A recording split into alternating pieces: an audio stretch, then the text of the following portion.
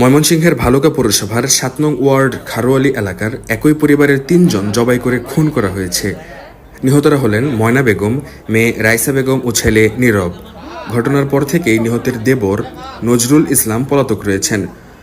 ঘটনাটি ঘটেছে রোববার রাতে।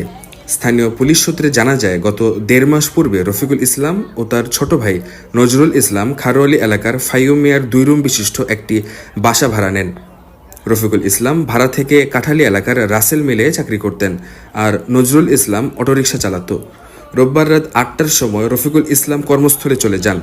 সকালে ডিউটি শেষে বাসায় এসে দেখেন তার বাসার বারান্দার গেটে তালা লাগানো। বেশ কিছুক্ষণ ডাকাডাকির পরও ভেতর থেকে কোনো সাড়া শব্দ না পেয়ে বাসার মালিক এবং তার স্ত্রীকে ডেকে আনেন। পরে বারান্দার দরজা ভেঙে ভেতরে ঢুকে দেখেন তার স্ত্রী ময়না, মেয়ে রাইসা বেগম ও ছেলে নীরবকে জবাই করে হত্যা করা হয়েছে। নিহতদের লাশগুলো খাটের উপর পড়ে রয়েছে। খবর পেয়ে ভালুকা মডেল থানা পুলিশ ঘটনাস্থলে উপস্থিত হন। পুলিশ ঘটনাস্থল থেকে হত্যাকাণ্ডে ব্যবহৃত দা ও রক্তমাখা একটি বিছানার চাদর জব্দ করেছে। কী কারণে এই হত্যাকাণ্ডের ঘটনা ঘটেছে পুলিশ ও স্থানীয়রা কিছুই বলতে পারছে না।